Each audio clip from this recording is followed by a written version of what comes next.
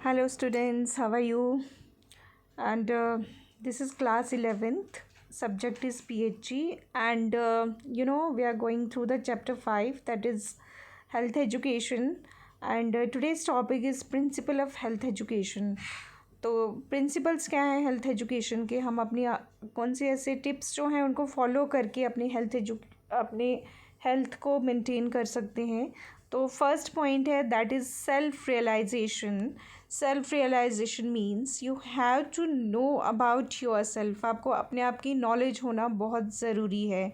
जैसे आप स्क्रीन पे देख रहे हो, मैं पढ़ के बताती हूँ. This means that you must try to know something about your body and its function, your own habits, good and bad of eating, sleeping and working, your strength and weaknesses. ठीक है, आपको अपने बारे में पता होना चाहिए. जैसे हमने चैप्टर सेकंड में पढ़ा था डिफरेंट ऑर्गन्स ऑफ बॉडी के बारे में, उनका एक्सरसाइज का उन पे क्या इफ़ेक्ट है वो पढ़ा था हमने, और डिफरेंट ऑर्गन्स के बारे में पढ़ा था. तो being a physical education students, बेटा आपको इतना पता होना चाहिए कि आपकी बॉडी के डिफरेंट ऑर्गन्स कौन से हैं और उनका फंक्शन क्या है.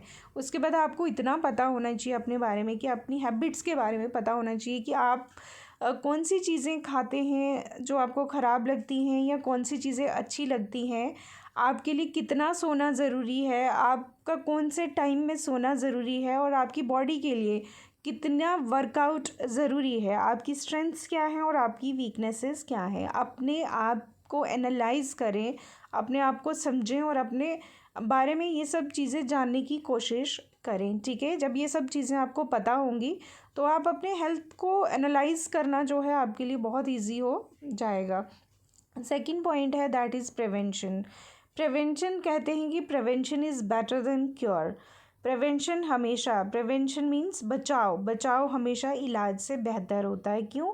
Because prevention of diseases and suffering is important because it is economical and has less painful than cure. Prevention कहते हैं कि वो लेस इकोनॉमिकल है और लेस पेनफुल है. इसका मैं सिंपल लैंग्वेज में आपको समझाती हूँ.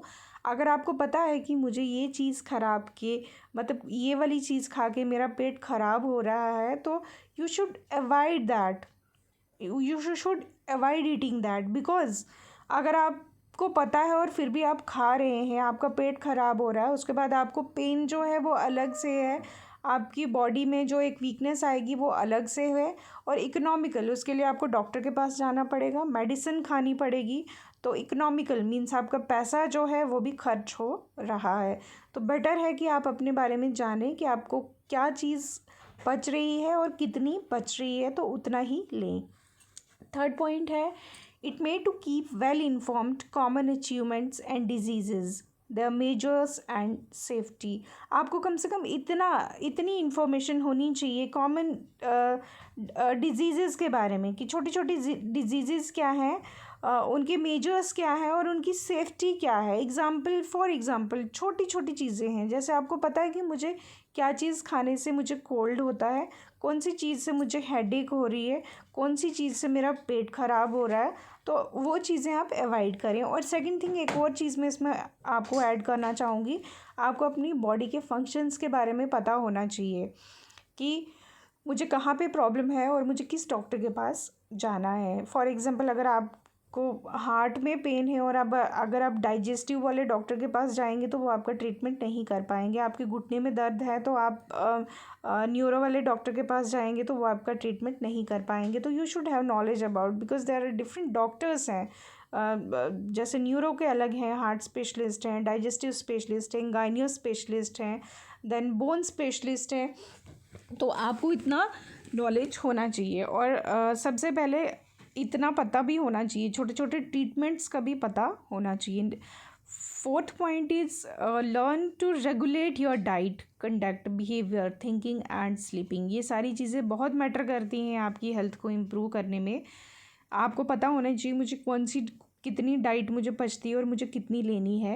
एंड बिहेवियर एंड थिंकिंग, आप सोचोगे कि उसका हेल्थ में क्या प्रॉब्लम है, बच्चे अक्सर ये सोचते हैं, बट बिहेवियर, आपका बिहेवियर और आपकी थिंकिंग जो है वो आपकी हेल्थ को बहुत ज़्यादा अफेक्ट करती है.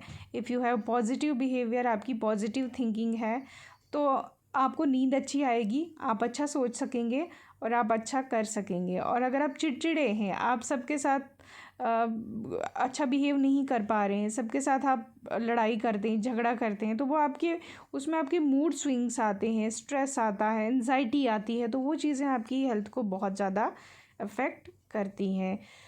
नेक्स्ट पॉइंट है natural diet is a key to good health. Natural diet का यहाँ पे मतलब है आप जंक फूड कम खाएं, पैक्ड फूड कम खाएं। नेचुरल डाइट मीन्स आपका जो सीजनल फ्रूट्स हैं, सीजनल सब्जियां हैं, मतलब सीजनल वट एवर जो भी सीजनल आता है, जो मतलब जो सीज़न चल रहा है उस सीज़न में जो चीज़ें मिलती हैं आप वो उनका इंटेक ज़्यादा करें। Then exercise is the anchor of good health. Anchor वो होता है जो बात करता है, किसी चीज़ के बारे में बोलता है, आपको इन्फॉर्मेशन देता है। तो एक्सरसाइज क्या है, वो आपकी गुड हेल्थ का एक एंकर है। जब आप अगर आप रेगुलर एक्सरसाइज करते हैं तो वो दिखती है, आपके चेहरे पे दिखती है, आपकी बॉडी की शेप से दिखती है कि ये बंदा जो है ही इज़ फिट, ये रेगुलर एक्सरसाइज करने वाला है। देन सेवन्थ है manage your life stress and tension. Life में जो है छोटी बड़ी टेंशन्स आती रहती हैं, वो चलती रहती हैं, लाइफ इसी का नाम है। तो आपको ये मैनेज करना आना चाहिए। ये सेवन्थ पॉइंट है, आप देख रहे हैं, आपको इसको मैनेज करना आना चाहिए कि आपको कैसे मैनेज करना है, कैसे इन टेंशन्स को मैनेज करके उनसे आगे निकलना है। देन 8 पॉइंट है जो that is good interpersonal social relationships, very important point, are the gateway to good health. Man is a social animal and productive social interaction is necessary for the development of the personality. देखो ये क्या बोल रहे हैं, good interpersonal social relationships. आपको पता है इंसान क्या है, वो एक सोशल एनिमल है। विदाउट इंटरेक्शन या विदाउट सोसाइटी की इंटरेक्शन के बिना वो नहीं रह सकते। इंटरेक्शन का मतलब यहाँ पे वो नहीं है कि आप सोसाइटी में गप्पे मारने के बिना नहीं रह सकते। इंटरेक्शन का मतलब है कि सोसाइटी में हर कोई इंसान जो है वो हर एक इंडिविजुअल एक दूसरे पे डिपेंडेंट है। हम सब्ज़ी वाले पे डिपेंडेंट है, सब्ज़ी वाला हम पे डिपेंडेंट है। आप टीचर पे डिपेंडेंट हो, टीचर आप पे डिपेंडेंट है। आप कॉबलर पे डिपेंडेंट हो, डॉक्टर पे डिपेंडेंट हो, आप शॉपकीपर पे डिपेंडेंट हो, हर किसी पे आप डिपेंडेंट हो, आप बैंकर्स पे डिपेंडेंट हो। तो अकेले आप ये सारी चीज़ें मैनेज नहीं कर सकते हो। ये सब की हेल्प से, जितनी भी जॉब्स सोसाइटी में हैं, जितने भी काम हैं सोसाइटी में, ये सब की हेल्प से ही हम अपने घर को चला सकते हैं या अपनी डेली की जो हमारी नीड्स हैं उनको हम कंप्लीट कर सकते हैं। तो यहाँ पे सोशल रिलेशनशिप अच्छे होना बहुत ज़रूरी है। अगर आपकी हर किसी के साथ लड़ाई है, हर किसी के साथ झगड़ा है, बिहेवियर अच्छा नहीं है, तो सोसाइटी में आपका रहना जो है दैट वो मुश्किल है। और अगर आप किसी के साथ जब मतलब झगड़ा करते हैं या गुस्सा करते हैं, किसी से हेट करते हैं, तो वो सिर्फ उसको नुकसान नहीं पहुंचाती है, वो आपको ज़्यादा नुकसान पहुंचाती है। तो गुड रिलेशन होना सोसाइटी में it is very important. Then next point है that is 9th point, health education programme should be based on the needs, interest, capacities or individual and environment conditions surrounded them. It's very important point. Yes, it is important because health education program जो है वो हमेशा कैसे organise करने चाहिए बच्चों को देख के कि उनकी नीड्स क्या हैं, बच्चों की इंटरेस्ट क्या है और उनकी कितनी कैपेसिटीज़ हैं, वो कितनी कैपेसिटी। फॉर एग्ज़ाम्पल एक जो बच्चा है वो अगर एथलीट है, वो दौड़ने में अच्छा है और उसको मैं बास्केटबॉल में डाल दूँ तो वो वहाँ कुछ नहीं कर पाएगा। उसकी कैपेसिटीज़ देखनी है, उसके इंटरेस्ट देखने और उसके नीड्स देख के ही हेल्थ एजुकेशन प्रोग्राम्स को ऑर्गेनाइज़ करना चाहिए ताकि हर एक बच्चा जो है वो डेवलपमेंट कर सके अपने इंटरेस्ट के हिसाब से और वो आगे बढ़ सके।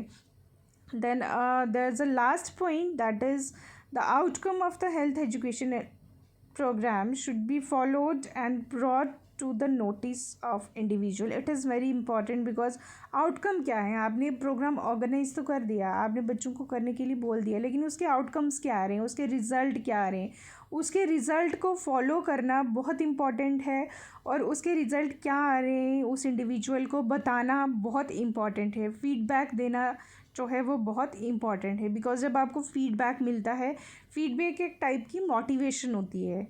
मोटिवेशन मीन्स मैं आपको पढ़ा रही हूँ, आपके लिए मैं स्पेशली ये वीडियो बना रही हूँ और अगर आप मुझे इसका फीडबैक देते हैं कि मैम हमें इस टॉपिक की अच्छे से समझ आई या हमें इस पॉइंट पे समझ नहीं आई या आप हमें ये दोबारा समझाइए, या आप ये कहेंगे कि थैंक्स आपने अच्छे से समझाया। तो ये क्या है, ये मेरे लिए एक फ़ीडबैक है, ये मेरे लिए एक मोटिवेशन है। यही मोटिवेशन मुझे और मोटिवेट करेगी कि मैं नेक्स्ट आपके लिए और वीडियोस बनाऊं और उनको आप तक पहुंचाऊं। तो फ़ीडबैक जो है वो हर एक चीज़ में बहुत ज़रूरी होता है। तो ये आज का टॉपिक था। देन आई होप कि आपको अच्छे से समझ आ गया होगा। मैंने आपको पहले भी बहुत बार बोल दिया कि इस बार का जो है that is only CBSE pattern पे आपका एग्ज़ाम आना है। तो प्लीज़ इसको ध्यान से सुनिए, हर एक पॉइंट को समझने की कोशिश कीजिए। और देन अगर आपको कुछ समझ नहीं आए तो मुझे बताइए, कमेंट कीजिए। एंड आज के लिए इतना ही है। देन तब तक के लिए बाय बाय एंड जय हिंद।